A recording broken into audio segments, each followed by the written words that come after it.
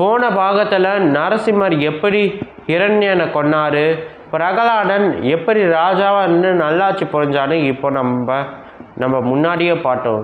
இந்த வீடியோவும் அதை பற்றி தான்.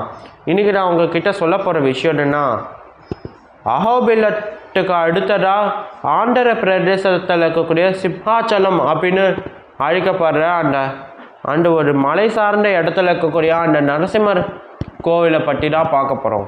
பிரகலாதனுக்கு ஒரு நாள் தன்னோட பெரியப்பாவோட ஹிரண்யாக்ஷனையும் தன்னோட அப்பாவோட ஹிரண்ய கஷப்பையும் கொண்ட மகாவிஷ்ணுவோட அந்த 2 அவதாரங்களான வராக அவதாரம், நரசிம்ம அவதாரம் ரெண்டுத்தையுமே ஒன்றா பார்க்க அவனுக்கு ஆசை வந்துச்சு. மகாவிஷ்ணு அவனோட ஆசையை நிறைவேற்ற விதமா நரசிம்மராவும் பாதி வராகராவும் அவனுக்கு காட்சியை கொடுத்தாரு. இது மட்டும் இல்லாமல் அவர் ஒரு சுயம்பு சிலையை அவர் உருவாக்குனார். அந்த சிலையோட உருவத்தை பற்றி சொல்லணும்னா, அந்த சிலையோட தலை காட்டு பண்ணி மாதிரியும் உடம்பு மனுஷன் மாதிரியும் பின்னாடி சிங்க வால் இருக்கும். அது இந்த மாதிரி நின்ற கோலத்தில் கொஞ்சம் காமெடியாக காட்சி கொடுக்கும். பிரகலாதன் சிம்ஹாச்சலம் அப்படிங்கிற அந்த சிங்கமலையில் அந்த சிலையை சுற்றி ஒரு கோவில் கட்டினான். அதுக்கு வராக நரசிம்மர் கோவில் அப்படின்னு பேர் வச்சான். அப்படியே அந்த கோவிலில் நிறையா விஷயங்கள் நடந்துச்சு. அந்த கோவிலில் இவளோட அந்த மூலவரை பிரதிஷ்டை செஞ்சான். அப்படி நிறைய வருஷங்கள் ஆச்சு. சத்திய யுகமும் அழிஞ்சு போச்சு. பிரகலாதன் வளர்ந்து பெரியவனாகி அதுக்கப்புறம் பிரகலாதன் வயசாகி இறந்து போனான். அதுக்கப்புறம் சத்திய யுகம் முடிஞ்சிச்சு. திரேதா யுகத்தோட ஆரம்பத்தில் சந்திரகுலத்தோட முதல் அரசன் புருரவஸ், அதான் சந்திர பகவானோட பேரன், புதன் பகவானோட பையனான புருரவஸ் அந்த கோவிலை பார்த்தாரு. அந்த கோவிலை அவர் திரும்பவும் கட்டினார். அப்போ அசரேறி விழிச்சிச்சு. இந்த புருரவாஸ், புதன் புத்திரா, என்னோட பக்தனான பிரகலாதன் கேட்டுக்கிட்டதுனால தான் நான் சுயம்பு மூர்த்தியாக இந்த இடத்துல கோவில் கொண்டிருக்கேன்.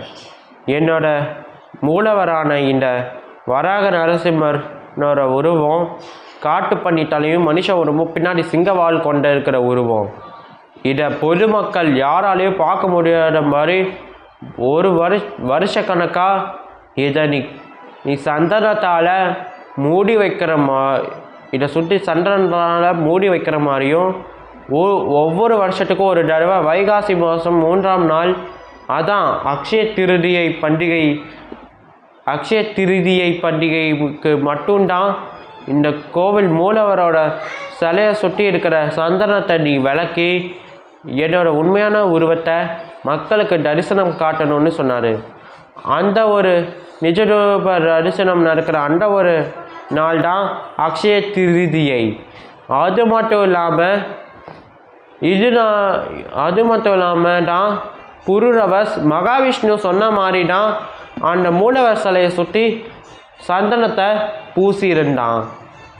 ஒவ்வொரு வருஷத்துக்கும் ஒரு தடவை, அதான் அக்ஷய திருதியை பண்டிகையில் மட்டும் அந்த கோவில் மூலவரோட சிலைக்கு நிஜரூப தரிசனம் காட்டினான். அந்த ஒரு நாள் சந்தனோத்சவம் அப்படின்னு கூப்பிட்றாங்க. இந்த 2026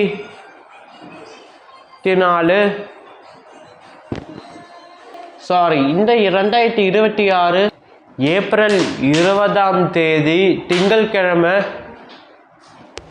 அக்ஷய திருதியை.